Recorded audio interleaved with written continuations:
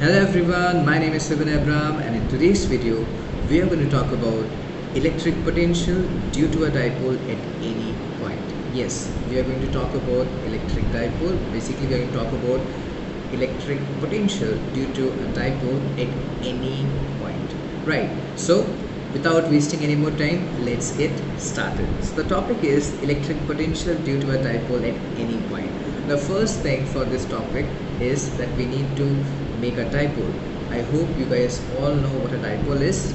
So what is a dipole? Dipole is basically an assembly of two equal and opposite charges when they are separated by some distance, right? So that assembly is what we call as our dipole, right? I hope you remember that. Great.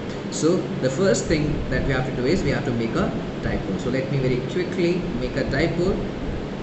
Let's say I have this negative charge, I have this positive charge. They have been separated by a distance. Let's say the distance between them is actually 2a. I'll divide it into a and a, right? Okay, great. So let's say this is my midpoint O. This distance is a.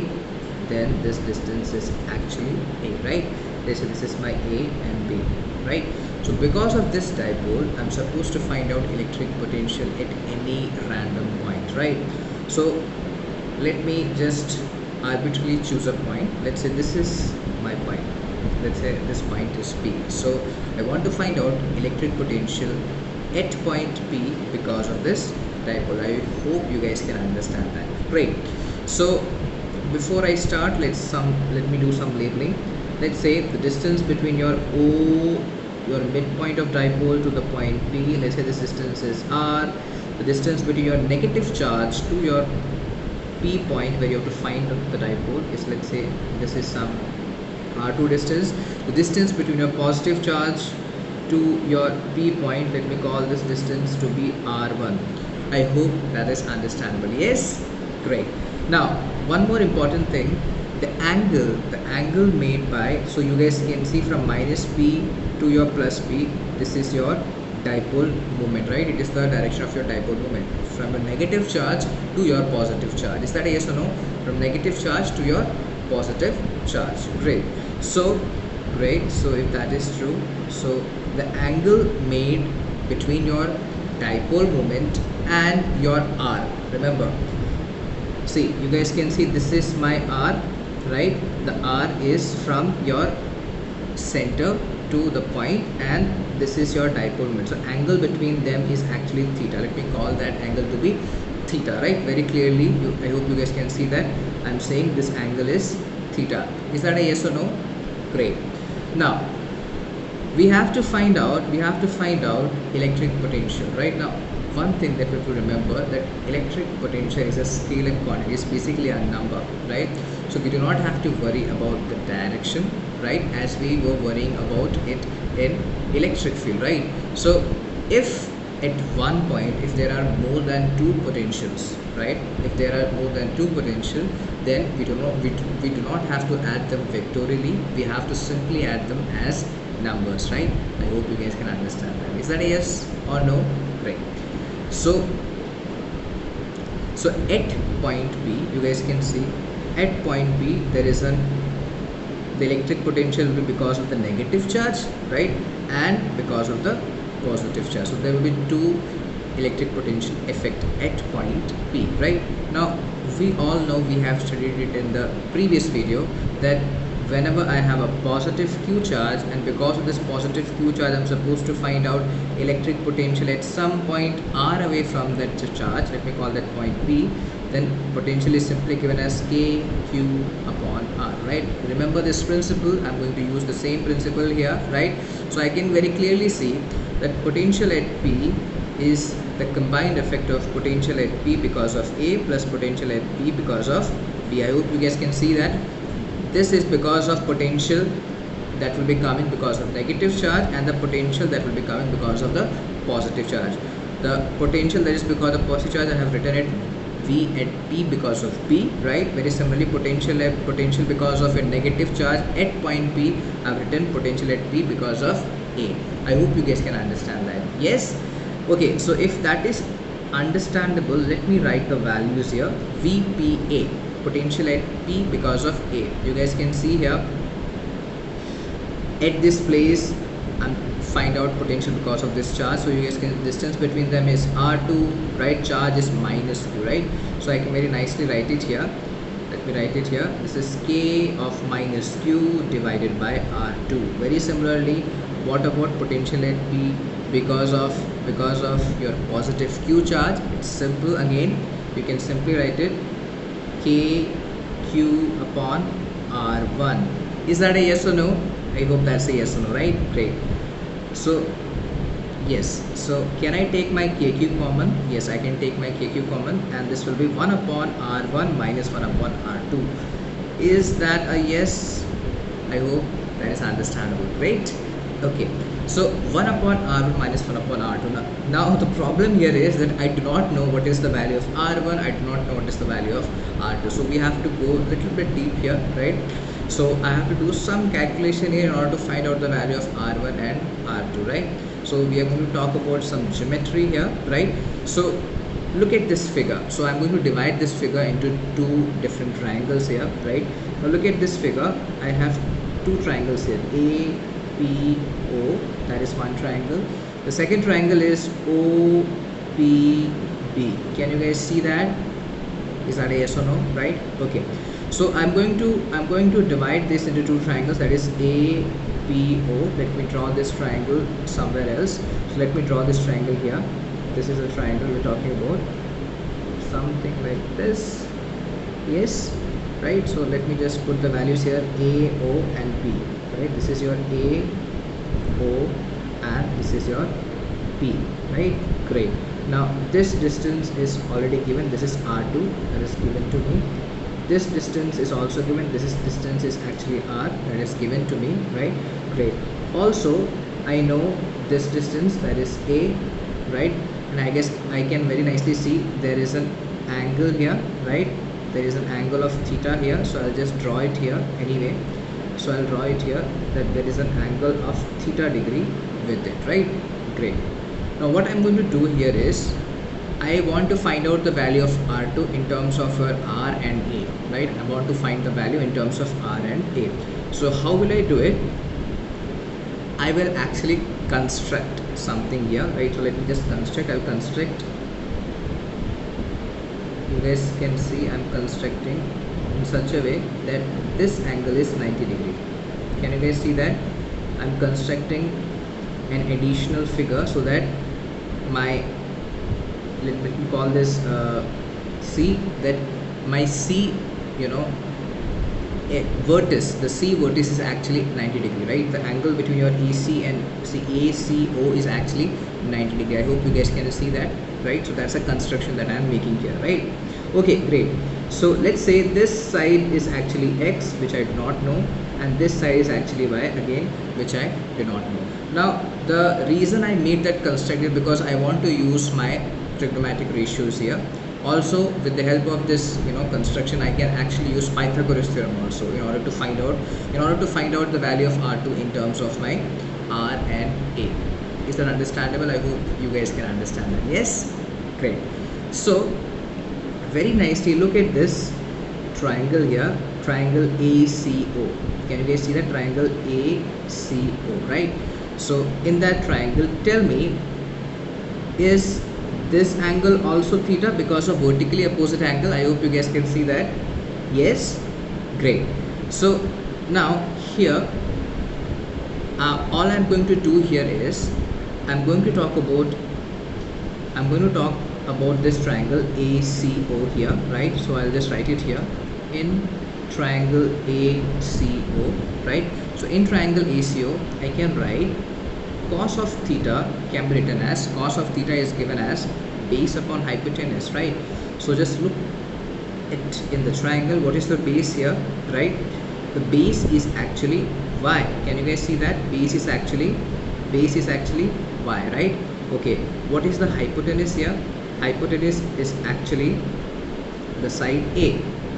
The side A is the hypotenuse here, right? I hope you guys can understand. So that is equals to your cos of theta, or I can say the value of y is actually A cos of theta, right? So this is my equation number 1. I hope you guys can understand that. Great. Now in the same triangle, I'm going to talk about sine of theta, right? Now look at the same triangle. Sine of theta is basically given as perpendicular upon hypotenuse, right? So you guys can see this is my perpendicular, that is your x, upon hypotenuse is actually a. So can I write it like here? Sine theta is actually equal to perpendicular is your x, upon hypotenuse is actually your a, or I can say the value of x is equals to a sine of theta. I hope you guys can understand that. That is my equation number 2. Is that a yes or no? I hope that is understandable till now, right? Okay, now after that, look at this big triangle, this triangle ABC. ABC, so I guess you can see it's a right angle triangle. It is right angle triangle ACP. I hope you guys can see. So if it is a right angle triangle, I can use Pythagoras theorem, right? So I'm going to use Pythagoras theorem here, right? So let me just write it here. So by Pythagoras theorem, I can say my hypotenuse square is actually equal to base square plus perpendicular square, right? So hypotenuse, basically I can write it here, AP is the hypotenuse, that is AP square is equals to, yes, AC square plus PC square. Is that understandable? See, this square is actually equal to this square plus this square. I hope you guys can understand that, right? Great. So if that is true, I'm going to simply put the values there. AP is basically your R2. So R2 square is equals to AC. AC is actually your X. I know the value of X, that is your A sine theta. So I'll just write it here, A sine theta whole square plus PC. Can I say that PC is actually equals to R plus my Y? And also I know the value of Y, that is A cos theta. So can I write it here as A cos of theta plus R whole square? I hope you guys can understand. Basically I'm using Pythagoras theorem, right? It's very simple, it's very basic. I hope you guys can understand that. Is that a yes or no? Great. So this will become R2 square, we just write it here, R2 square is equals to A square sine square theta plus A square cos square theta plus R square plus 2AR cos theta, right? So here I am using the identity A plus B whole square, right? Okay, so you guys can see here, I can write it R2 square is equals to, I'm taking A common in your A square sine square theta and A square cos square theta. I will take A square common. This is sine square theta plus cos square theta. Now we know this is a very famous identity, that is sine square theta plus cos square theta. The value always comes out to be 1, right? I hope you guys can understand that. Plus R square plus 2AR of cos theta, right? This is your R2 square is equals to A2 plus R square plus 2AR cos of theta. Is that a yes or no? So I got the value of R2 square. Let me call this equation number 3. Is that a yes or no? Equation number 3, very important. I will come back to this equation, right? So let's talk about other triangle now, right? Other triangle. Which other triangle I'm talking about? This triangle. Let's talk about OPB, right? So let me just very quickly make that triangle here. Yes, I'm making OPB, right? This is my O, this is my P, this is my B, right? So I know this value is actually R, this value is actually R1, this angle is theta, and I know this distance is A. Now this is something which I know. Now in the previous part, what we did, we actually did a construct so that I can get a 90 degree, right? Very similarly, I'm going to do a construct here also so that I can get a 90 degree, right? Now what construct I'm going to use here is, you guys have to see the construct is, I'm going to make a line which is like perpendicular to this. Yes, I'm going to make a line which is like perpendicular. Let me call this line D, right? So I draw a perpendicular on my OP, right?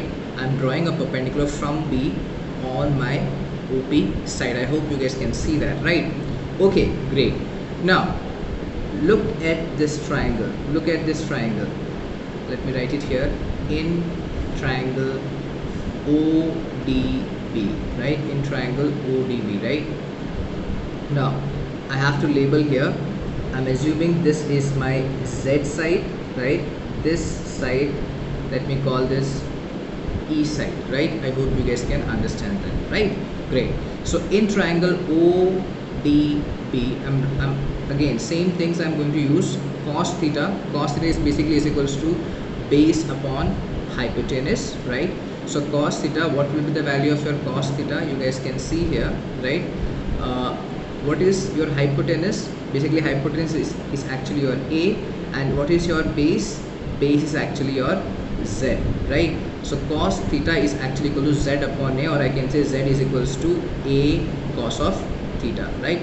I got this equation. Let me call this equation number 4, right? Great. Now again, I'll talk about in the same triangle. I'll talk about sine of theta. Sine of theta is basically equals to your perpendicular upon hypotenuse, right? So what is your perpendicular? Perpendicular is your, is your E. I'll write it E upon what is your hypotenuse. Hypotenuse is basically your A. You guys can see it in the triangle. So I can write it here. E is equals to A of sine of theta, right? So let me say this is my equation number 5. Is that a yes or no? Right? Great.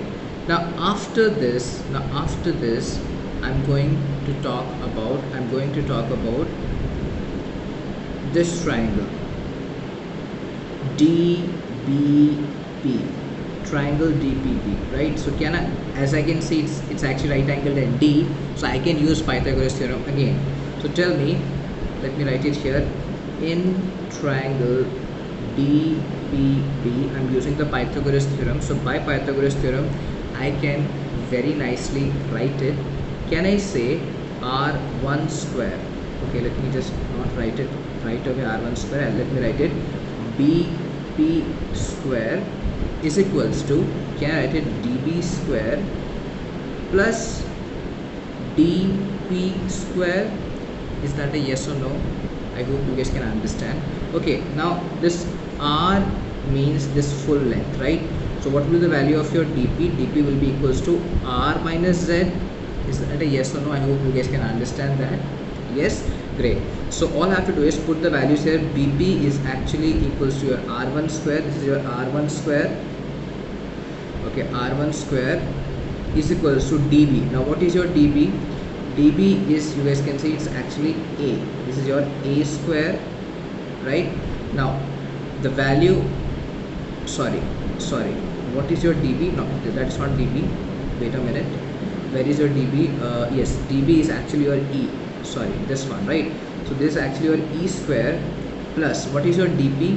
DP is actually R minus Z square. Can you guys see that? R minus Z square, right?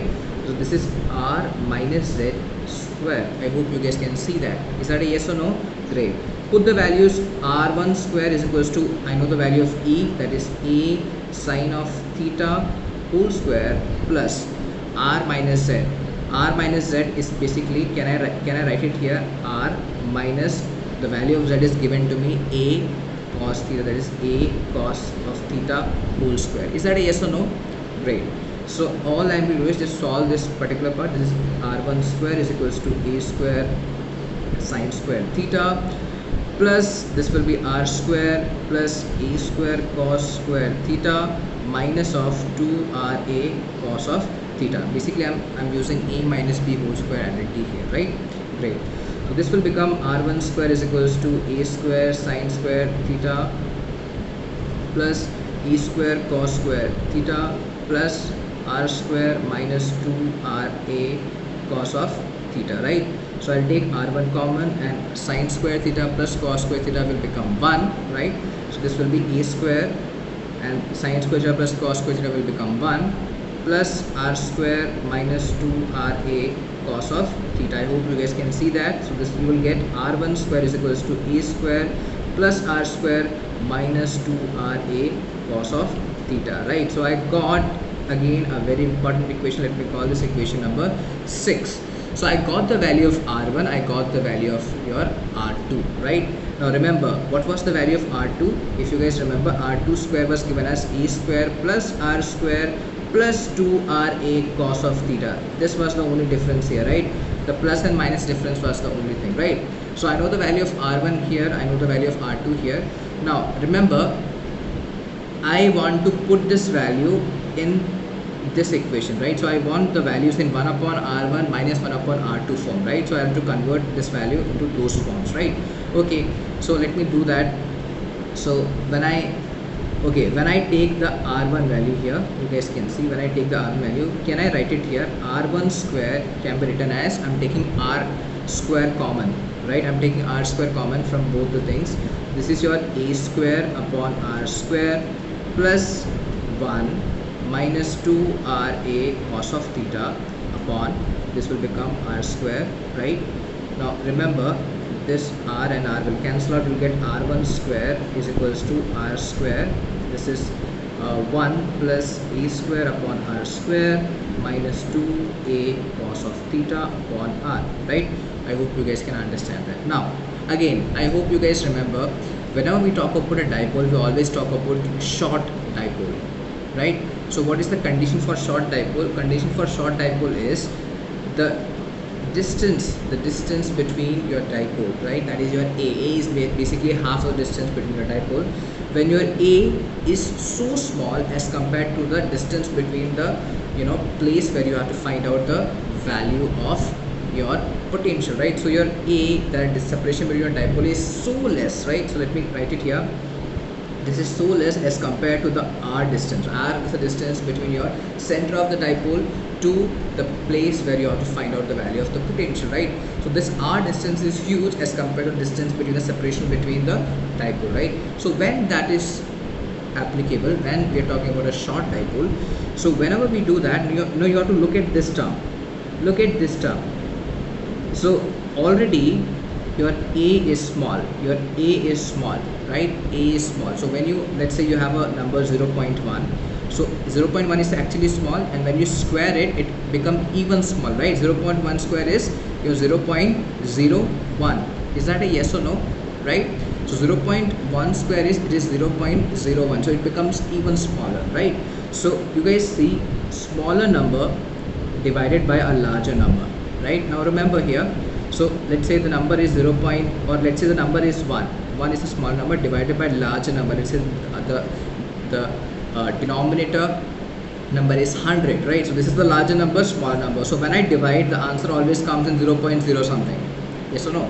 0.01 to be exact here, right? So very similarly, this is very small, and then again square, it become even smaller, right? Now r is already large, you square it, become even large. So you have small number divided by a very large number. So the answer of this term is approximately equal to 0. Can you guys see that? I hope you guys can see that. Okay, so if that is true, I can actually omit my a square upon r square term, right? So omitting r term, because the value is close to 0, right? So I can write it here, r1 square is equals to r square 1 minus 2a cos theta upon r, right? Is that a yes or no? I hope you guys can understand, right? Great.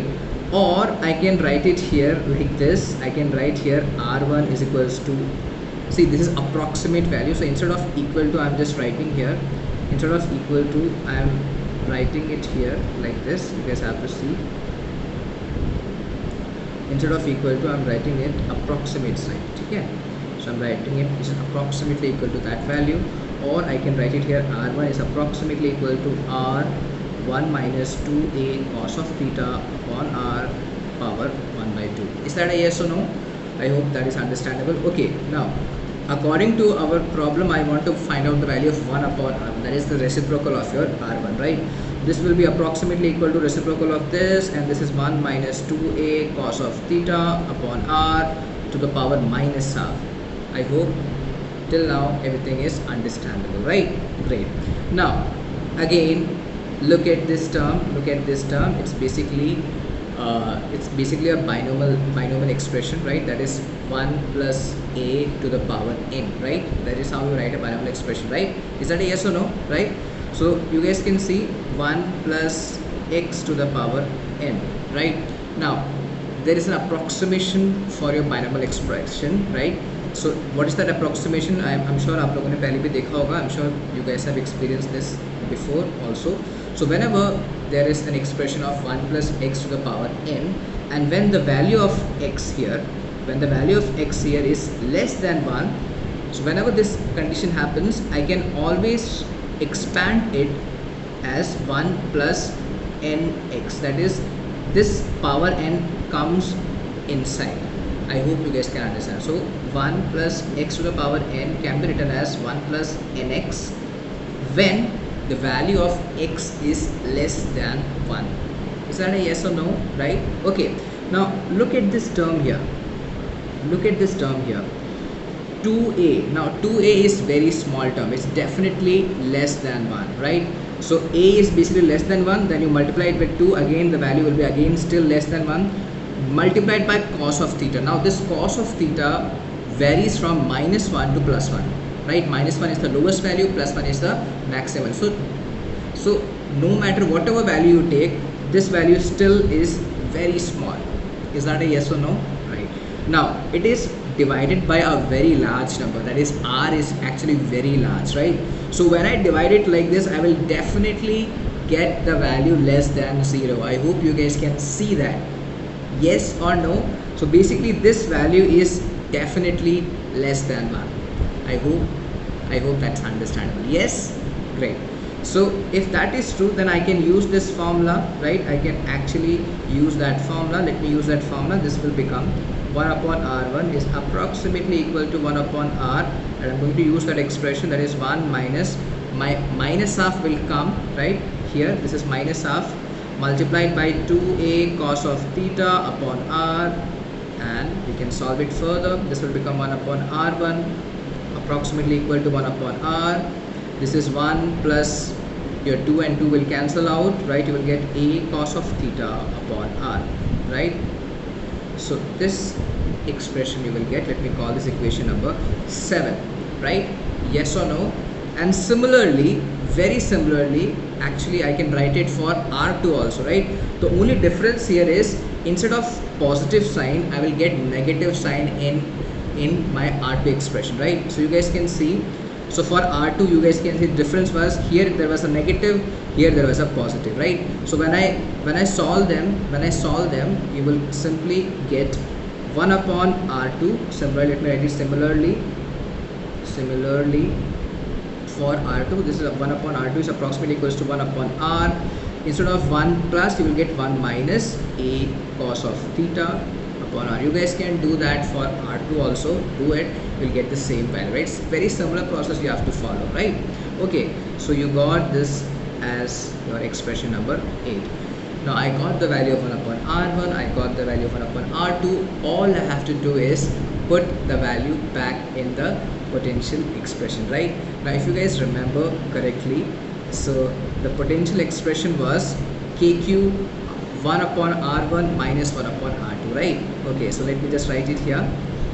The value of potential at P is equals to kq 1 upon r1 minus 1 upon r2, right? All you have to do is put the value of 1 upon r1 and 1 upon r2 and you will get the answer. So your Vp is equals to 1 upon k, this is kq, 1 upon r1 is actually 1 upon r, this is 1 plus a cos of theta upon r, right, minus of 1 upon r, this is 1 minus a cos of theta upon r, and okay, great. So you will get Vp is equals to kq, this is 1 upon r multiplied by 1 upon r plus 1 upon r multiplied by a cos of theta upon r.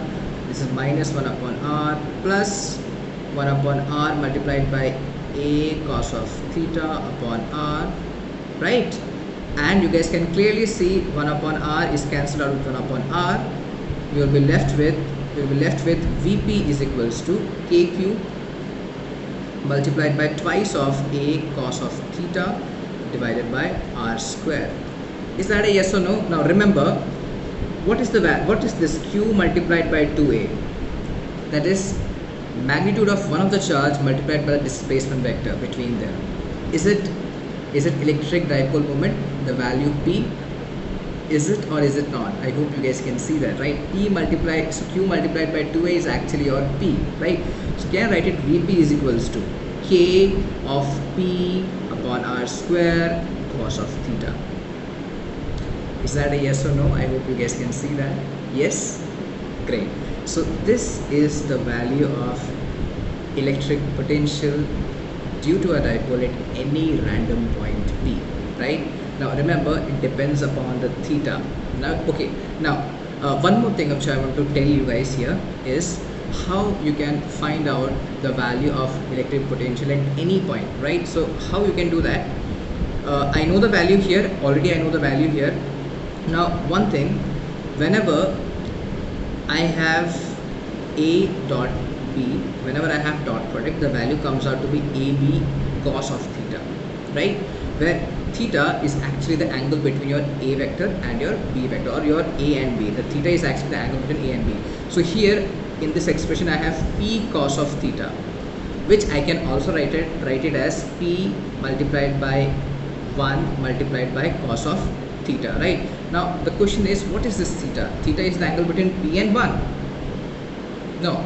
So I can actually write it here. So when you just go back to the diagram here, theta is the angle between, can you guys see it in the diagram? Theta is the angle between your P vector, and can you tell me theta is the angle between your P vector and your R, or I can say R cap. Can I say R cap? Now what is your R cap? R cap is actually, R cap is in the direction of R. Yes or no? R cap is in the direction of R. R cap is a unit vector which has magnitude 1, but it is in the direction of R. So can I say your theta is actually the angle between your R, that is wherever you're from the center of the dipole to your place where you have to find out the value of potential, and the dipole moment. The angle between these two quantities is your theta. Is that a yes or no? So tell me, can I write it like this here? P multiplied by R cap. R cap is in the direction of your R, cos of theta, right? Is that a yes or no? Or can I write it like this? P dot R cap. So your P cos theta is actually P dot R cap. Or I can actually write my Vp is equals to K P dot R cap times of R square. I hope you guys can understand that. Is that a yes or no? I hope that is understandable, right? Yes? Okay. Now if you guys remember, in the case of electric field, we talked about, see, because of the dipole, we talked about the electric field on the axis of the dipole, and because of the electric dipole, I talked about the electric field on the equatorial plane, right? So can we find out the value of these with the help of this equation? The answer is yes, right? So very quickly, on the axis, so on the axis I want to find out the value of electric potential. Now how will you do it? Now on the axis means you have this minus q charge, you have this plus q charge. They have been separated by a distance of A and A, right? So on the axis means, let's say this is my point P where I am supposed to find out the value of your electric potential. Now remember, what is the angle between your P and your R? Now what was your R? R was your distance from the center of your dipole to the point P. The R is this, right? And you guys can see this is the value of electric. Yes, this is the value of, this is your direction of your dipole moment. Yes or no? That is P, right? Okay, so your P has the direction in that direction. Very similarly, your R is also is in that direction. So can I say the angle, the value of theta is actually 0 here? The value of theta is actually 0 here. Is that a yes or no? Now we know at any single point it is given as K P cos of theta upon R square. This is how you're supposed to find out the value, right? We just derived it here. Is that a yes or no? Right? So here the value of theta is actually 0. So can I write it V at P, that is on the axis, can be written as K P upon R square cos of 0 degree, and cos 0 is actually 1, right? So basically this Vp is equals to K P upon R square. I hope you guys can understand that. Is that a yes or no? So you just got a generalized formula here. So with this generalized formula, you can find out electric potential at any point because of a dipole, right? Very similarly, I can also talk about equatorial plane, right? For equatorial plane, so you guys can see for equatorial plane means I have this dipole minus q, this is plus q, separated by a distance of 2a. Let me say this is your a, this is your a.